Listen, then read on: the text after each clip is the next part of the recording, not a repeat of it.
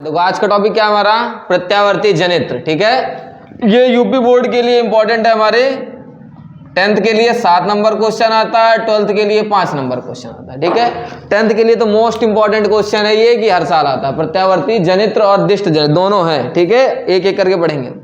Question क्या हमारा, question आएगा एग्जाम में, प्रत्यावर्ती जनित्र क्या है, इसकी रचना क्या है, इसके भाग कौन कौन से होते हैं, इसका सिद्धांत क्या है, इसकी कार्यविधि क्या है। इतना करने पर और इसका चित्र बनाएंगे तब आपको 7 नंबर मिलेंगे। सबसे पहले प्रत्यावर्ती जनित्र ये मशीन है क्या है, किस लिए कार्य करती है। तो प्रत्यावर्ती जनित्र जो होता है वो क्या कार्य करता है, यांत्रिक ऊर्जा को विद्युत ऊर्जा में क्या करता है, बदलता है। यांत्रिक ऊर्जा को यानी कौन सी ऊर्जा, इस कुंडली को घुमाने में हम कार्य जिस प्रकार से करेंगे, पानी के द्वारा घुमा रहे, हवा के द्वारा घुमा रहे हैं, जिस प्रकार से घुमाएंगे यांत्रिक ऊर्जा के द्वारा, वो हमें बदल के किस में बदल देगा, विद्युत ऊर्जा।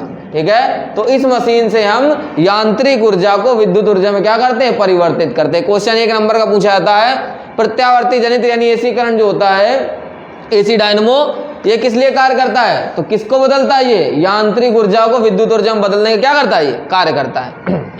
उसके बाद पूछा जाएगा इसका सिद्धांत। तो सिद्धांत क्या होता है, सिद्धांत में क्या दिख रहा है, हम इसका फिगर देखें अगर, तो एक ये चुंबक लगा है, एक ये चुंबक लगा है, एक का ध्रुव N है और दूसरे क्या है बेटा, S है। एक उत्तरी ध्रुव है, दूसरा कैसा है, दक्षिणी ध्रुव है हमारा। ठीक है, जब इन दोनों ध्रुवों के बीच, दो चुंबकों के बीच एक कुंडली को रखा जाता है, तांबे से बनी कुंडली क्या किया जाता है, रखा जाता है। आप लोगों ने देखा होगा पंखे के अंदर तांबे से बना हुआ क्या होता है, एक मशीन पाई जाती है। ठीक है, उसी को हम कुंडली कहते हैं। ठीक है, तो तांबे से बनी कुंडली को जब दो चुंबकों के बीच रखकर हम घुमाते हैं, तो जब ये घूमती है तो ये क्या बनाती है, यांत्रिक ऊर्जा, यानी घुमाने में जो हमने कार्य किया वही बदल जाती है, किसमें, विद्युत में बदल जाती है। ठीक है क्या क्या, तो रचना में सेम वही लिखना है कि हम करते क्या है, मेन कार्य। तो मेन कार्य हम क्या करते हैं, जब किसी कुंडली को चुंबकीय क्षेत्र में रखकर तेजी से घुमाते हैं तो इससे गुजरने वाली चुंबकीय फ्लक्स रेखाओं में क्या होता है, परिवर्तन।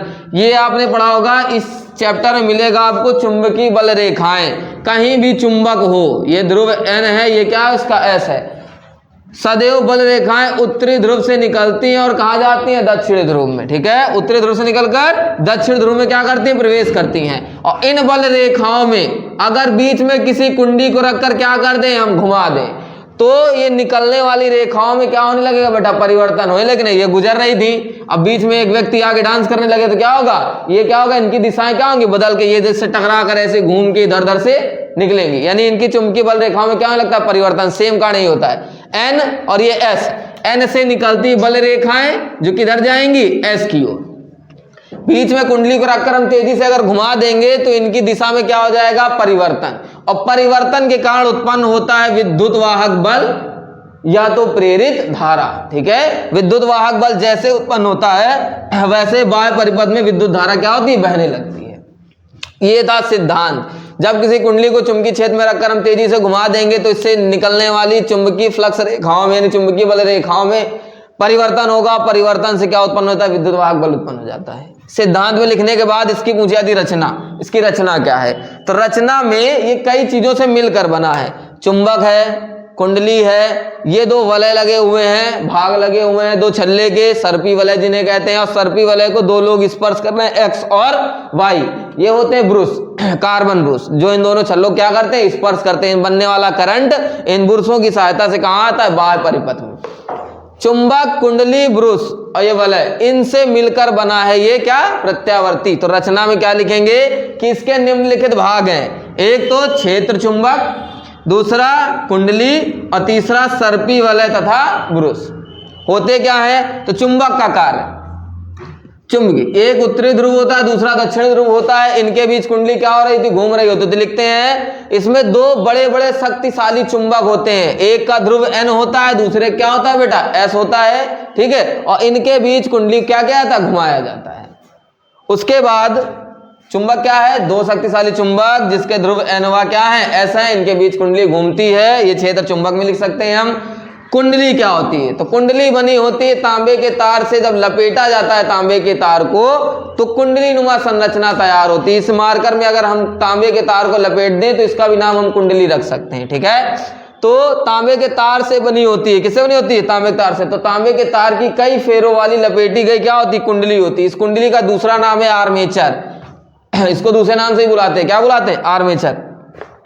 सर्पी वाले, तो इसमें पीतल के दो छल्ले होते हैं।